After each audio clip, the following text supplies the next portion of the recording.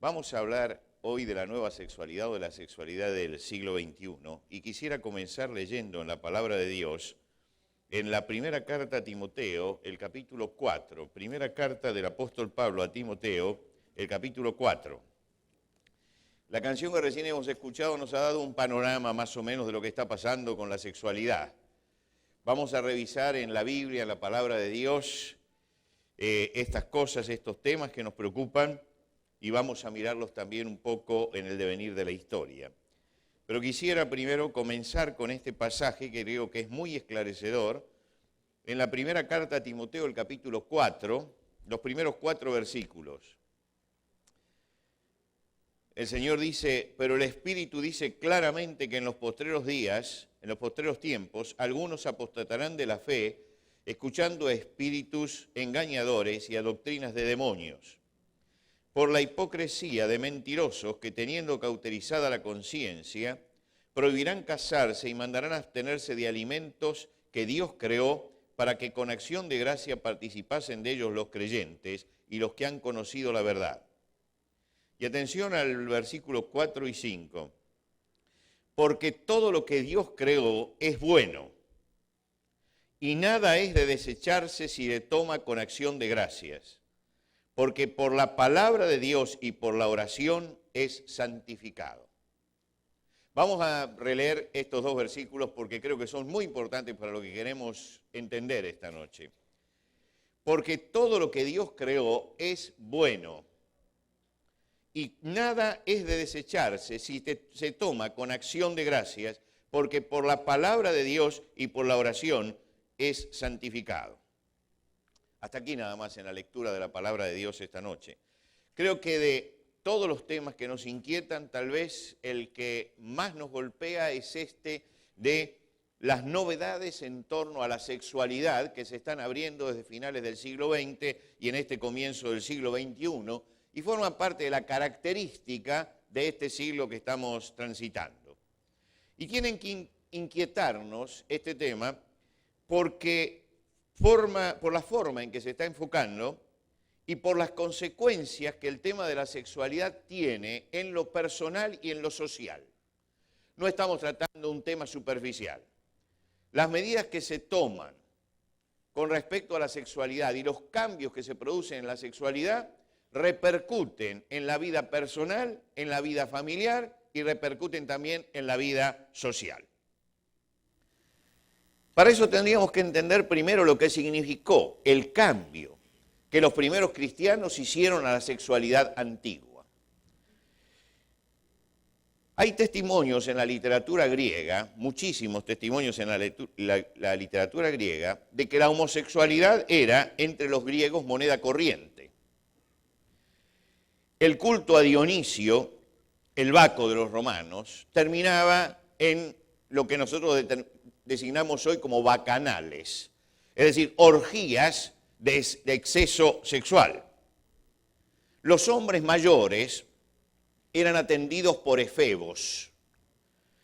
Sócrates, el filósofo griego, practicaba la homosexualidad y sabemos quién era el efebo que estaba al lado de él, Alcibíades. Y esto aparece en los diálogos platónicos, que él era homosexual y que practicaba la homosexualidad. Platón habla del amor homosexual y dice que es un amor superior, pero a veces es ambivalente, a veces lo aprueba y a veces lo desaprueba. No está muy seguro de cómo es este asunto de la homosexualidad. En el banquete, él dice, para el joven no hay felicidad mayor que un hombre valiente que le quiera, y para el hombre no hay felicidad mayor que un efebo valiente de quien esté enamorado. Y estamos hablando como efebos de jovencitos que no tenían más que 16 o 17 años y que acompañaban a los grandes generales griegos en la batalla y que practicaban con ellos el sexo en los momentos libres que les dejaba la lucha. Si usted mira las ánforas griegas con sus dibujos, va a encontrar que los generales están parados al lado de su carro y detrás hay un jovencito desnudo. Es el efebo. Aristóteles consideraba que los efebos eran necesarios Porque decía, con los efebos estos, con esta relación homosexual, se evita la explosión demográfica. Es decir, no va a crecer la humanidad mientras que practique esto. Y todos sabemos que en la isla de Lesbos, Safo, la poetisa griega, hablaba de la homosexualidad femenina que se practicaba en esa isla, y de ahí viene el término lesbiana de la isla de Lesbos, que es de donde se origina literariamente todo esto. Si tuviéramos que resumir esto, lo tendríamos que resumir en las palabras de Luciano, que en los diálogos de tendencia cínica dice: el amor puro por los jóvenes está reservado a los filósofos, pero para el hombre común, tanto las mujeres como los varones sirven para el placer. Es decir, que los intelectuales sentían que el amor homosexual era un amor superior. Y los hombres comunes practicaban lo que hoy se llama bisexualidad. Pero los intelectuales consideraban que esto era bajo, que esto pertenecía a la ignorancia, que la esencia o la quinta esencia de la sexualidad era la sexualidad homosexual. ¿Cuál era el origen del problema para los griegos? Detrás de este culto a la homosexualidad y de este culto también a la sexualidad en cualquiera de sus formas, había una filosofía. Ellos disociaban el cuerpo del alma. Ellos creían que el alma era una cosa, era la persona, era pura, pero que con el cuerpo se podía hacer cualquier cosa porque eso no afectaba a la persona. Entonces, un filósofo griego podía ser muy inteligente y filosofar y tener fama, pero con el cuerpo podía hacer lo que quisiera, porque no veían una relación directa entre cuerpo y alma. Entendían al ser como un ser inmaterial únicamente. El ser era la parte inmaterial. La parte material, el cuerpo no formaba para ellos parte del ser. Y fueron los cristianos los que en plena decadencia de Grecia y en plena decadencia de Roma, comenzaron a sanear la cultura occidental mostrando ¿qué? Mostrando que hay una relación íntima entre cuerpo y alma y espíritu y que el ser es la intersección de esas tres cosas. Que no se puede disociar el alma del cuerpo y no se puede hacer con el cuerpo lo que uno quiere y mientras tanto mantener la pureza de alma. El pensamiento griego era que uno podía tener pureza de alma, pero con el cuerpo hacer lo que quiera. Pero cuando usted lee con atención las cartas apostólicas que tratan este tema, apuntan siempre a que veamos al hombre como una unidad, sin parcialidades. Voy a leer 2 versículos de la Biblia en versión popular para que sea más claro. El apóstol Pablo, cuando escribe en la primera carta a los Corintios, dicen: ¿no saben ustedes que su cuerpo es templo del Espíritu Santo de Dios? Fíjense cómo subraya él: su cuerpo es templo del Espíritu Santo de Dios. Él está atacando un principio griego que era muy común en Corinto, creer que el cuerpo no tenía nada que ver con el alma y el espíritu. Y esto había traído en los cristianos, había traído el ejercicio de la prostitución y de las desviaciones sexuales también. Y Pablo escribe esta carta diciéndoles: ¿no saben ustedes que su cuerpo es templo del Espíritu Santo que Dios les ha dado y que el Espíritu de Dios vive en ustedes? Ustedes no son sus propios dueños porque Dios los ha comprado. Por eso deben honrar a Dios en sus cuerpos. Fíjense el énfasis que él pone en el cuerpo. ¿Por qué? Porque está atacando la mente disociada. Esa disociación que había llevado también a los cristianos en Corinto a desviarse y a caer en la inmoralidad. Y el apóstol sabe, por el Espíritu Santo, de que únicamente puede volverse a la normalidad si ellos entienden cuál es el valor y la función del cuerpo. Y subraya esto. En la carta a los tesalonicenses, el apóstol dice que el Dios mismo, el Dios de paz, los haga a ustedes perfectamente santos y les conserve todo su ser, espíritu, alma y cuerpo, sin defecto alguno, para la venida de nuestro Señor Jesucristo. Y fíjense que él podía haber escrito, por ejemplo, y les conserve todo su ser, sin defecto alguno, por la venida de nuestro Señor Jesucristo. Pero él intercala la palabra cuerpo, alma, espíritu para subrayar que cuando él está hablando de la persona humana y está hablando del ser, no está hablando por un lado del alma y por el otro lado del cuerpo, sino está diciendo es una unidad y la santidad no solamente tiene que alcanzar al alma, sino que tiene que alcanzar también al cuerpo. Están uniendo esto. Tenían que subrayar permanentemente al principio para destruir el concepto griego, tenían que subrayar siempre que el ser era cuerpo, alma, espíritu. El cuerpo que me relaciona con el mundo tangible, el alma que me relaciona en el afecto con el prójimo y el espíritu que me relaciona con Dios. Y el ser no era solamente la parte inmaterial, era la unidad, eran estas tres cosas juntas. ¿Por qué pensaban esto los cristianos? Bueno, porque Dios creó el sexo. Porque cuando en Génesis dice, creó Dios al hombre, a imagen de Dios lo creó, varón y hembra los creó, en una traducción tal vez más correcta, macho y hembra los creó, para señalar que creó dos sexos, que lo humano tiene dos sexos. Está diciendo, y los bendijo Dios, y le dijo, fructificad, multiplicad, etcétera, y señoread sobre los peces y sobre todas las cosas, y señaló Dios que esto era bueno. Lo que quiere decir que la sexualidad es buena. Y esto se subrayó en el principio, y esto lo subrayaban también, lo subraya el apóstol Pablo, aquí en la carta primera a Timoteo, cuando dice que todo lo que Dios creó es bueno y nada es de desecharse. Lo que pasa es que hay que utilizarlo dentro de las normas naturales y morales que Dios estableció. Con este pensamiento cristiano, el mundo dio un giro tremendo.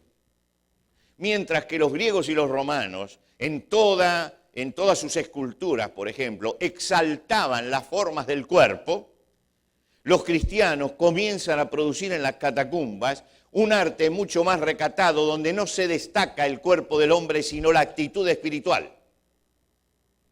Y aparece entonces un cuerpo muy simple, muy elemental, sin los músculos y sin las formas exuberantes que tenían los griegos y los romanos, pero aparece orando. Lo que quiere decir que lo más importante era que ese cuerpo servía como vehículo para la relación con Dios. Y ellos comenzaron a producir un choque entre culturas. Es decir, estaba la cultura grecorromana que seguía pensando lo mismo, pero aparecía la cultura cristiana debajo que veía al hombre en una forma diferente. Los cristianos no desechaban de ninguna manera el sexo, pero destacaban el gobierno espiritual de la persona y por eso destacaban las actitudes espirituales. Chesterton, cuando analiza lo que pasó después, dice, la Edad Media, a veces tan vilipendiada injustamente como edad oscura, etcétera, dice, sin embargo, fue la forma de poner al mundo en cuarentena. Es decir, estaba tan infectado el mundo de inmoralidad que la Edad Media los puso en cuarentena. Porque había que renovar todas las cosas, porque había que cambiar todas las cosas. ¿Por qué? Porque cada cosa que uno mencionaba tenía para el griego y para el romano un doble sentido. Si usted decía, salgamos a pasear al jardín, por ejemplo, salgamos a pasear al jardín, eso tenía una connotación sexual. Y todas las palabras empezaban a tener un doble sentido. Ahora, ¿cómo se cambia una sociedad como esta? Hay que ponerla en cuarentena, porque está infectada. Y realmente la sociedad en la Edad Media fue puesta en cuarentena y fue sanada, porque tenemos que decir que el sexo comenzó a vivirse dentro de la normalidad. Siempre, en todas las sociedades, hubo marginalidad, pero no era la generalidad. No era tampoco la prédica que se hacía. La enseñanza era una enseñanza muy clara en cuanto al respeto que el hombre tiene que tener por su propia sexualidad como parte de su ser. Ahora, ¿cómo entramos al siglo XX? Al siglo XX entramos no muy sanamente con respecto a la sexualidad. La reina Victoria, Inglaterra, recordemos, en el siglo XIX era una superpotencia, La reina Victoria reinó durante 64 años. Desde el año 1837 hasta el año 1901, y marcó una época que nosotros llamamos época victoriana. La época victoriana se caracterizó por grandes represiones en lo sexual. Y se caracterizó también por enseñar que el cuerpo era pecaminoso. El cuerpo en sí era pecaminoso. Si una mujer subiendo una escalera mostraba el tobillo simplemente, eso era un desborde de erotismo que no lo podían aguantar. Y hasta llegaban a poner sillas en las sillas, a cubrirle las patas a las sillas, porque entendían que era obsceno mirar las patas de las sillas. Es decir, que llegamos allí a una mojigatería tremenda. La mujer iba toda tapada, no podía mostrar absolutamente nada, pero eso encerraba también una tremenda hipocresía, porque en ese momento estábamos en la sociedad industrial y todas las virtudes pertenecían a la clase alta, mientras que en los callejones de Londres crecía la pobreza y la prostitución. Y esa prostitución que crecía en los callejones de Londres era usada por esa gente que predicaba moral, pero que a la noche iba a los callejones. Y llegó el momento de una doble moral, aquella famosa frase, vicios privados, virtudes públicas, ¿no? El hombre públicamente era un virtuoso, pero privadamente era un vicioso. Prácticamente, durante esta época, las familias que emigraban desde el campo hasta la ciudad se desintegraban, las familias pobres. ¿Por qué? Porque el dinero que podía ganar un hombre en una semana no alcanzaba el 50% que necesitaba para comer. Por lo tanto, sus hijos salían a practicar la mendicidad y su esposa a practicar la prostitución. Y la prostitución era una forma en que se completaba el presupuesto familiar. En este contexto hay que entender a dos pensadores, con los que yo no comparto nada, pero hay que entenderlo dentro del contexto. Dentro de este contexto hay que entenderlo a Marx, cuando él ataca a la familia, porque dice, finalmente la familia la pueden tener solamente los que tienen dinero. A los otros se les deshace la familia. Y hay que entenderlo a Freud, que dice que el problema central es la sexualidad reprimida, porque él está pensando con el pensamiento victoriano. Pertenece su pensamiento a la respuesta a esa época. Por supuesto que entonces entró también un concepto equivocado del sexo como tabú. Nadie podía hablar libremente de eso y no existía ningún tipo de educación sexual. Yo no nací en la época victoriana, nací mucho después. Pero vi el coletazo de la época victoriana, aunque no tengo tantos años, pero hace 50 años atrás yo recuerdo que organicé una reunión de educación sexual dentro de la iglesia para jóvenes y adolescentes y que vinieron algunos padres a decirme cómo me atrevía yo a hacer eso, cómo me atrevía a hablar de sexo dentro de la iglesia. Y yo le dije, bueno, pero ¿dónde van a aprender? Ustedes no hablan dentro de su casa y la iglesia no habla, ¿dónde va a aprender su hijo algo acerca de sexualidad? Y me contestaron, lo aprende en la calle. Es decir, fíjense usted, la calle era mejor escuela que la que podía dar una iglesia. Era mejor escuela para esa persona. Y entonces le dije, bueno, en la calle, ¿y su hija cómo lo aprende? Bueno, el marido le va a enseñar. Ahora, esa mentalidad es la mentalidad victoriana que permeó en gran parte del siglo XX. Llegó a avanzar muchísimo en el siglo XX. Era una moral también dividida. No era la misma moral para el hombre que para la mujer. Era una moral bien dividida. Y formó una generación enferma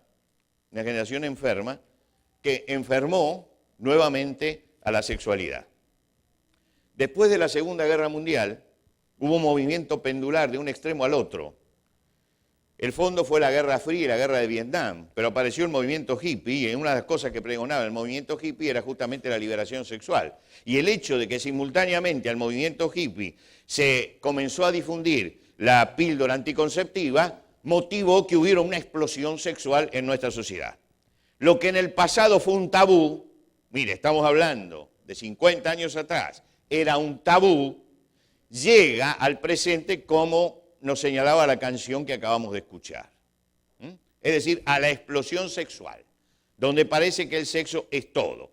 En aquel momento el sexo era algo oculto, totalmente oculto, y estoy hablando del sexo con normalidad, no hablemos de homosexualidad ni de transvestismo, que ni se nombraba ni se conocía.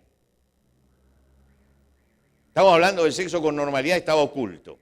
Pero ¿qué pasa? Que hoy nosotros tenemos al sexo como una atracción mágica. El noticiero nos trae un reportaje gay. El humor hace un chiste escatológico, sexual.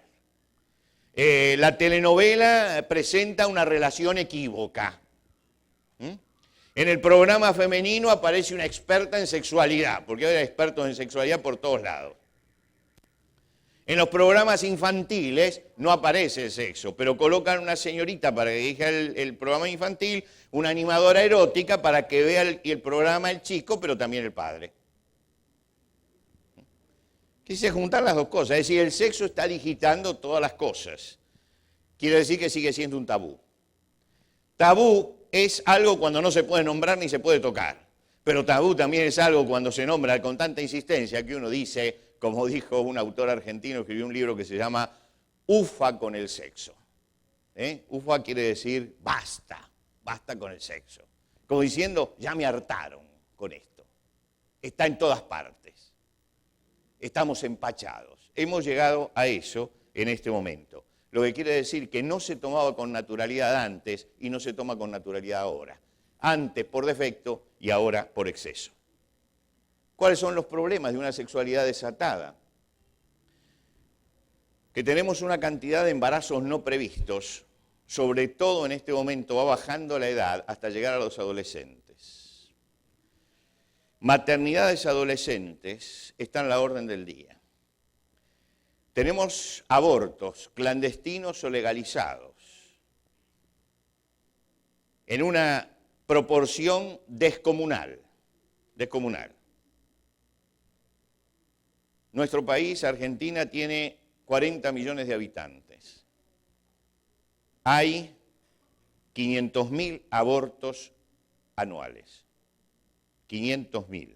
Es un pueblo, 500.000. Y es un pueblo de los grandes. Si tomamos ciertos parámetros, son los habitantes de toda una ciudad. Y eso es lo que está pasando en todo el mundo. Divorcios, como decíamos ayer, suicidios, resurgimientos de enfermedades venéreas que estaban ya controladas, crímenes sexuales permanentemente, SIDA, es decir, tenemos una explosión también de consecuencias. Hemos tenido una explosión de liberación sexual, pero también tenemos una explosión de consecuencias. ¿Por qué hay tanto problema con el sexo? Esta es la pregunta que tendríamos que hacernos. Es que el aparato reproductor humano tiene características especiales. No es lo mismo que el aparato digestivo. No hay, por ejemplo, un libro de ética sobre la ética digestiva. No hay un libro de ética sobre la ética cardiovascular. Ni hay un libro de ética sobre la ética respiratoria. Pero hay un libro de ética sobre la sexualidad. ¿Por qué? Porque no lo podemos tomar solamente biológicamente. El sexo es una parte integradora de la persona. Convergen en el sexo la parte física, todos lo sabemos, pero también la parte emocional está comprometida en la sexualidad. También la parte espiritual tiene que ver con la sexualidad. También la parte ética tiene que ver con la sexualidad. También la parte social, la relación con el otro, tiene que ver con la sexualidad. Quiere decir que hablamos de sexualidad, pero estamos hablando no solamente de físico, estamos hablando de emociones, estamos hablando de la espiritualidad, estamos hablando de la ética, estamos hablando de las relaciones interpersonales. La sexualidad entonces es totalmente diferente. No la podemos reducir como la quieren reducir hoy a la genitalidad únicamente. Porque no es lo mismo practicar la sexualidad que tener una digestión. Es decir, es algo totalmente distinto. ¿Por qué? Porque el hombre es un ser especial. El ser humano es un ser especial. En primer lugar, porque el ser humano tiene conciencia moral. Es decir, diferenciamos entre bien y mal. Lo diferenciamos. En segundo lugar, porque tenemos capacidad intelectual. Es decir, pensamos, razonamos, reflexionamos. En tercer lugar, porque tenemos vida afectiva, porque amamos. Y porque además tenemos la libertad de elegir entre lo bueno y lo malo, entre lo justo y lo injusto. Somos responsables. Y como somos responsables, somos seres sexuados. Dios nos hizo seres sexuados. Pero no tenemos instinto sexual. ¿Por qué? El instinto es fatal. Es fatal. Usted no puede culpar a un animal porque en su instinto mate a otro. Es su instinto. Es su instinto. En el hombre, sin embargo, puede dominar la sexualidad, puede gobernarla, puede sublimarla. Lo que tenemos es impulso sexual y hay una gran diferencia entre instinto e impulso. Diferencia que hoy no está haciendo la sociedad. Que una cosa es un instinto. El instinto me lleva fatalmente a hacer algo y no soy responsable. En el hombre es un impulso. Ese impulso puede controlarse porque el hombre es un ser racional. Lo que quiere decir que sí, es verdad que hay una atracción instintiva, pero no es fatal. Podemos manejar nuestra sexualidad, podemos manejar nuestro cuerpo. Y ese impulso sexual no está aislado. El hombre tiene necesidades espirituales, emocionales y físicas y todo está integrado. Y esto es lo que no se tiene en cuenta en el día de hoy, donde se mira la sexualidad únicamente como un asunto biológico. Un asunto biológico, es simplemente un asunto físico. Y no es un asunto físico solamente, es un asunto emocional, es un asunto espiritual, es un asunto ético. Y hoy nos estamos desviando por el camino de creer que no tiene relación ni con la moral, ni con lo emocional, ni con lo ético, y se lo plantea simplemente para que lo practiquemos como se nos antoja. Y entonces aparecen algunas propuestas críticas. Yo esta noche, por amor al tiempo, voy a hablar solamente de dos. Hay varias más que me hubiera gustado tratar, pero eso si hubiéramos hecho toda una serie sobre sexualidad. Pero voy a hablar de dos propuestas críticas. La primera es la propuesta de la educación sexual. Bueno, eduquemos en la sexualidad.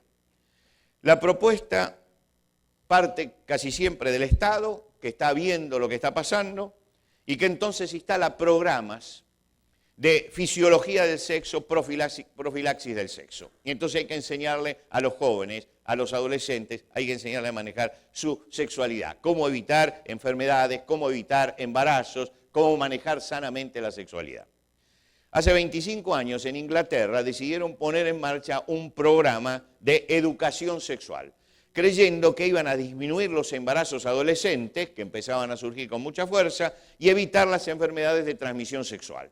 Quiere decir que empezaron a enseñar en las escuelas cómo tenía que funcionar el sexo biológicamente para evitar enfermedades y para evitar el embarazo. Eso hace 25 años. Cuando midieron los resultados, tenían 90.000 embarazos no deseados anuales entre adolescentes, menores de 19 años, y más de 7.700 embarazos en menores de 16 años. Entendieron, con la sabiduría que tienen los ingleses para medir las estadísticas, que el plan había fracasado. Y que el plan había fracasado por una causa, porque ofrecían mucha información, pero no ofrecían formación. Entonces, si informamos y no formamos, la información no soluciona el problema. Y entonces dijeron, no se puede educar dejando a un lado los valores. Hay que educar con valores. Porque si no, toda la formación que hacemos no soluciona ningún problema. Quiere decir que acertaron. Ahora, el asunto del sexo es un asunto que está relacionado con la vida moral, con la vida ética, con la vida espiritual y con los valores. Y no se puede educar sin valores. Y en este momento están impulsando una campaña pro castidad. Es decir, una campaña donde rescatemos los valores. se dieron cuenta que el asunto de otra forma no caminaba. ¿Y quién puede educar en valores? La familia. Por lo tanto, es la familia la que tiene que dar la educación sexual. Yo estoy propuse en mi país varias veces, que en vez de dar educación sexual a los jóvenes, se diera educación sexual a los padres. ¿Para qué? Para que después el padre formara a sus hijos en el hogar de acuerdo a los principios éticos y espirituales que tiene la familia. Y entonces no se iba a educar únicamente explicando cómo biológicamente funciona el sexo y cómo evitar el embarazo y las enfermedades, sino que se le iba a dar valores, porque los valores se dan en la familia. El segundo tema que quería mencionar es el problema del género, que ahora está muy de moda, el problema del género. ¿Qué es el problema del género? Alguien explicó el asunto así. La dotación genética no es determinante para la construcción de la identidad sexual.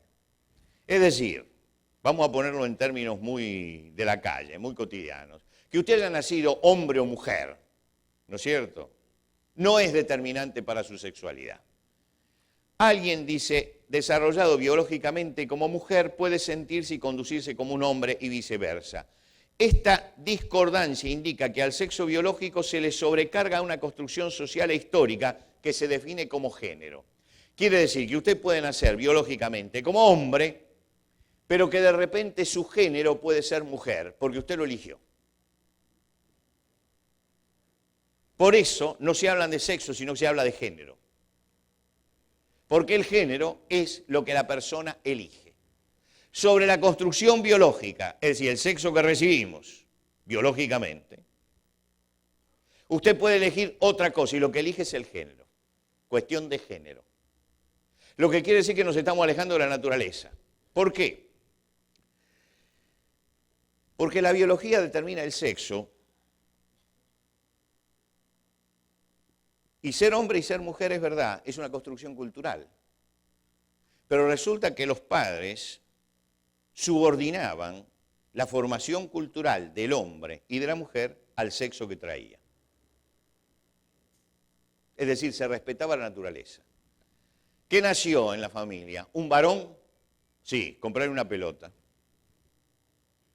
¿Qué nació? ¿Una nena? Regalarle una muñeca. A nadie se le ocurría, nació una nena, regalarle una pelota. Y a nadie se le ocurría, nació un varón, regalarle una muñeca. ¿Por qué? Porque estaban construyendo la identidad sexual. Y la familia construía la identidad sexual y desarrollaba eso que había venido marcado en la persona. Pero no que había venido marcado genitalmente. Porque no somos hombre o mujer simplemente por lo genital. Cualquier célula de nuestro cuerpo está denunciando si es de hombre o si es de mujer. La marca del sexo está en todo nuestro ser y en cada una de nuestras células, en la carga genética que tenemos. Simplemente la genitalidad lo único que hace es mostrar. Pero después somos hombre o somos mujer en todo nuestro ser. La ausencia de familia que marque pautas serias y eduque produce muchas veces las desviaciones que nosotros conocemos. Hay algunas causas para la homosexualidad. No se llega a la homosexualidad porque sí. Hay algunas causas. En el caso de una familia disfuncional, con un padre dominante que humilla a su esposa delante de sus hijos, puede deformar el concepto de sexualidad en el joven. Un niño que es abusado sexualmente, se le distorsiona su sexualidad. Un niño que es expuesto a pornografía en edad temprana, se le distorsiona la sexualidad. ¿Y esto qué produce? Esto produce una tendencia, un impulso. Pero hay que entender muy bien, inclinación no significa compulsión. Que alguien tenga una inclinación determinada no significa que esto sea obligatorio. Hay gente que tiene inclinación hacia la violencia, pero no le está pegando a todos los que se encuentran en su camino, ni le está pegando a su esposa. Hay muchos violentos que se contienen, dominan, gobiernan. Después hay una elección de vida. Y frente a la inclinación hay quien resiste y dice, no, tengo que encauzarme hacia este lado, y hay quien dice, no, me lanzo a esto. Y en eso tienen razón los homosexuales, es una elección de vida, lo han elegido, en un momento dado lo han elegido, porque la inclinación no era compulsiva, la podían dominar, no era compulsiva. La homosexualidad es una rebelión contra la ley moral y es una rebelión contra la ley natural, no solamente contra la ley moral. Alguien me puede decir, bueno, como usted es cristiano, usted no acepta la homosexualidad porque es una rebelión contra la ley de Dios, pero yo no creo en Dios, pero acá hay una ley natural también. En este momento en mi país se acaba de aprobar la ley del matrimonio homosexual. Esa es una barbaridad. El matrimonio, por definición, es la unión de un hombre y una mujer, y vaya al diccionario de la Real Academia. En primer lugar, esto. En segundo lugar, el matrimonio, la función fundamental es procrear. Dos hombres o dos mujeres no pueden procrear.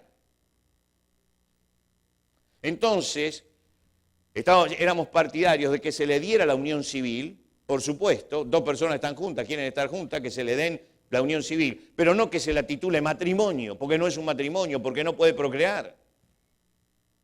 Pero además se le da la capacidad de adoptar. La formación de la persona necesita el modelo de hombre y de mujer, porque la identidad sexual se hace mirando al papá y a la mamá. ¿Qué va a pasar con la identidad sexual de los que abren los ojos a la realidad y se encuentran con dos hombres o dos mujeres? ¿Cómo van a formar su identidad sexual? Solamente la supina ignorancia de nuestros gobernantes llegó a que esta ley se aprobara. Y los que escucharon el debate dijeron, la pobreza intelectual que escuchamos no se puede reproducir. Porque esto no es un asunto que no se puede discutir, es un asunto que cae de maduro, que la homosexualidad es una rebelión contra la ley moral, pero también contra la ley natural. Estoy hablando y estoy censurando, permítame que haga este paréntesis, una conducta, no a personas. Una conducta, ¿eh? Yo estoy diciendo que no estoy de acuerdo con una conducta. No estoy diciendo que a los homosexuales hay que segregarlos, ni hay que matarlos, ni que hay que discriminarlos, porque no debemos ni matar ni segregar a nadie. Pero yo no tengo por qué estar de acuerdo con la conducta de toda la gente. Entonces no estoy discriminando. Estoy simplemente diciendo que con esta conducta no estoy de acuerdo. Que esta conducta es censurable.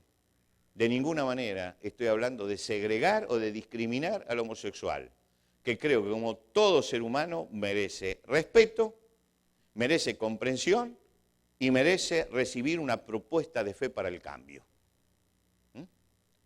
Nadie piense que estoy censurando personas, estoy hablando de conductas, la conducta esta.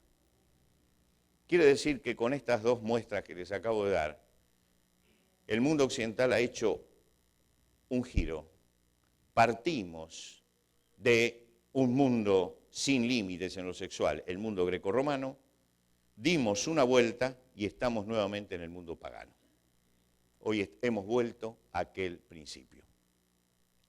¿Por qué hemos vuelto a aquel principio? Protágoras decía, el hombre es la medida de todas las cosas, lo que quiere decir que se regía por la ley de los hombres. Después, el mundo occidental empezó a regirse por la ley de Dios y respetó la ley de Dios. Hoy volvemos al hombre como medida de todas las cosas. El hombre como un ser biológico, ignorando su dimensión emocional, su dimensión ética, su dimensión espiritual y presentando al sexo como una realidad desintegradora. Se vive con el cuerpo, pero no me comprometo ni el alma, ni el espíritu, ni la ética. Quiere decir que el sexo nos hace estallar como personas. Jesús un día le trajeron una mujer que había sido encontrada en el mismo acto adulterando. Esta mujer había transgredido la ley moral. El efecto desintegrador del sexo se había visto en su vida. Y no solamente se había visto en su vida, sino que había repercutido en la sociedad. Y la sociedad salió para exigir una reparación. Y la reparación que sentía la sociedad que debía recibir era la muerte de esta mujer. Había que eliminarla, había que matarla. ¿Por qué? Porque había usado su sexualidad en forma desintegradora. Había desintegrado la familia, había desintegrado el hogar y había desintegrado su persona. Por lo tanto, la sociedad tenía un remedio. La matamos y se acabó el problema. ¿Cómo la iban a matar? La iban a largar descalza por una calle de esas de tierra de la antigüedad, iban a tomar de las muchas piedras que tiene en Israel y la iban a correr tirándole piedras. Alguna de las piedras y algunos de los que se acercaban, porque era como una jauría humana, la iba a golpear en la cabeza, iba a caer. Y en ese momento todos seguirían tirando piedras hasta que quedara una montaña de piedras y la mujer muerta debajo. Y esa pila de piedras iba a quedar como testimonio de que la sociedad había salvado su ética, su moral, y había echado a la mujer que se había desintegrado por el sexo. La trajeron a Jesús. Y dijeron, bueno, esta mujer fue encontrada en el mismo hecho, adulterando. Según nuestra ley debe morir. Ha cometido un pecado con la sexualidad. ¿Tú qué dices? No hace falta que yo le cuente el resto de la historia. Jesús le dijo, el que de ustedes esté sin pecado, tire la piedra el primero. Comenzando de los más viejos hasta los más jóvenes, dejaron las piedras y se fueron. Y ahí está Jesús solo con una mujer que ha sufrido la desintegración sexual.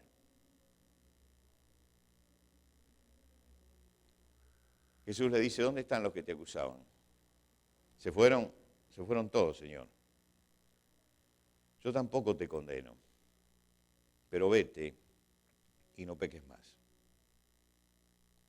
Jesús tomó a la mujer con toda su carga, con todos sus pecados, con todos sus errores, con todas sus fallas, y le dio la oportunidad de volver y restituirse a una vida normal. Porque para Jesús no hay nada que sea terminal en la vida del hombre. Siempre el hombre tiene posibilidad de redimirse. Siempre el hombre tiene posibilidad de rectificar su camino. Siempre el hombre tiene oportunidad de encontrarse con Dios. Hace muchos años recibí una señora a la que conocía en la consulta pastoral. Me vino a ver, tenía un lindo matrimonio. Y me dijo, pastor, yo tengo un tremendo problema con la sexualidad. Dice, y esto está haciendo en la intimidad muy infeliz a mi matrimonio. Pero yo no puedo superar esto. Y le dije, ¿desde cuándo tienes ese problema? Y dice, yo vivía en el campo y era abusada permanentemente por mi abuelo, desde muy chica. Y desde allí hice como anticuerpos a la sexualidad. Para mí la sexualidad es una cosa sucia, es una cosa fea, es una cosa que hay que hacerla porque hay que hacerla, pero nada más. Y esto perjudica a mi matrimonio porque mi esposo es un hombre normal. Me acuerdo que tuvimos 3 entrevistas. Esa donde ella planteó el problema. La siguiente donde le dije, vamos a abrir la Biblia y vamos a ver qué dice Dios acerca de esto. Y abrimos la Biblia desde el primer capítulo de Génesis, varón y hembra los creó. Y vio Dios que era bueno. Y empezamos a hablar de la bondad del sexo. Seguimos en la tercera entrevista. La primera me contó su problema, la segunda hicimos esto, la tercera entrevista hablamos de lo que decían los apóstoles acerca de la sexualidad. Y ya no hubo cuarta entrevista. Y no hubo cuarta entrevista porque realmente Dios hizo una obra tan grande en la vida de esta mujer, pero tan grande, que su matrimonio hizo así, cambió. Hasta hoy, muchos años después, siguen siendo miembros de nuestra iglesia.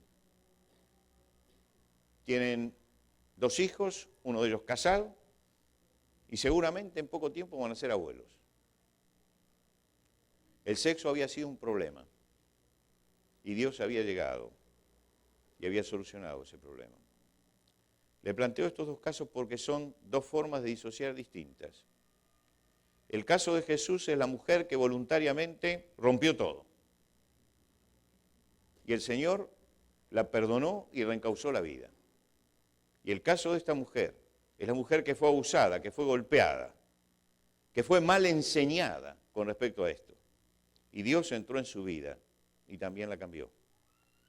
Porque Dios siempre hace nuevas todas las cosas. Dios cambia nuestro corazón y nuestra vida. Si alguno recibe a Cristo es un nuevo ser. Hay un cambio total en la persona. Uno puede rectificar sus caminos, puede rectificar su vida. Puede desandar el camino andado y volverlo a andar. Puede tomar los traumas que ha tenido y sacarlos de su vida, esos golpes, y dejarlos simplemente como cicatrices del pasado. Nunca más hablamos con ella de este tema. Pero estoy seguro que si alguna vez le saco el tema, ella hablaría con toda libertad de eso que pasó allá, que fue negro, pero que quedó entre las cosas pasadas. Porque Dios hace nuevas todas las cosas. Y Dios hace nuevas todas las cosas, vengamos de donde vengamos. Vengamos de la voluntaria desintegración del pecado, o vengamos también de una situación como esta, donde el abuso de un tercero ha producido esto. Para Dios, cada uno de nosotros, no importa cuál sea nuestra experiencia, somos una posibilidad, somos esperanza. Y Dios tiene esperanza en nosotros. Esperanza de que recapacitemos, esperanza de que nos miremos para adentro y contemplemos nuestra condición de pecadores, pero contemplemos también la posibilidad que Dios ve en nosotros. Que contemplemos las cargas que tenemos del pasado, que pesan, que gravitan, que estorban nuestra vida, pero que contemplemos también la libertad que podemos tener a través del Señor. Es la hora de volver a Dios, de volver a los principios de Dios, de reencontrarnos con Él. Dios no es el Dios de los griegos que permitía todo, tampoco es el Dios de los victorianos, tampoco es el Dios de los victorianos que prohibían todo. Dios no es el Dios de la doble moral. Dios es el Dios creador y hacedor del sexo, que es bueno y que nos dice hay que usarlo. Y hay que usarlo dentro de las normas y de las leyes de Dios, como la realidad integradora del matrimonio, como la realidad que nos une como matrimonio, como pareja. Usarlo sin riesgo y con felicidad. Usarlo donde debe ser usado, en el lugar en que Dios lo puso. Y usarlo sintiendo que Dios puede renovar nuestra vida, para que sea cual sea nuestra experiencia pasada, podamos empezar de nuevo, para gozar de la paz en el corazón, del gozo en el alma y de una sexualidad plena con la presencia de Jesucristo en nuestro corazón y en nuestra vida. Por eso es importante que busquemos a Dios. Es importante que nos acerquemos a Él, que abramos esta noche el corazón. No importa cuál sea nuestra historia, no importa cuál sea nuestro pasado. Cuando uno siente cargas en su corazón, cuando uno siente angustias, cuando uno siente que todo esto no lo puede disfrutar porque hay barreras dentro de él, uno tiene que acercarse de todo corazón a Dios y tiene que abrir su corazón y decir, Señor, yo tengo una carga en mi corazón. Este es un tema que a mí me inquieta, pero quisiera buscar en ti la limpieza de mi vida, la limpieza de mis pensamientos, la limpieza de mi corazón, y busco un reordenamiento espiritual. Y tú haces nuevas todas las cosas. Te pido que entres, que perdones mi pecado, que limpies mi corazón de toda carga, de todas aquellas cosas que pueden estar pesando, de todos los traumas que puedo venir arrastrando. Necesito que hagas de mí una nueva persona. Y podemos venir al Señor y empezar con Él una nueva vida. ¿Estaría dispuesto a tomar una decisión de fe esta noche? ¿De acercarse a Dios? ¿De abrir su corazón a Él? y decirle, Señor, quiero empezar una nueva vida donde pueda gozar de todas las cosas dentro de tus planes, una nueva vida donde no tenga riesgos, una nueva vida donde pueda gozar de tu presencia, abrir nuestro corazón a Él, para que Él realmente obre en nuestra vida. Nos vamos a poner de pie allí donde estamos. Vamos a inclinarnos en oración. Por favor, mientras estamos orando, escúcheme un minuto, en actitud de oración. Este es un tema muy difícil porque toca el ser más íntimo de cada uno de nosotros. Este es un tema difícil porque habla de las cosas secretas del corazón, del alma y de la vida de las personas. Y todos tenemos que respetar y hacer respetar nuestra intimidad y la intimidad del otro.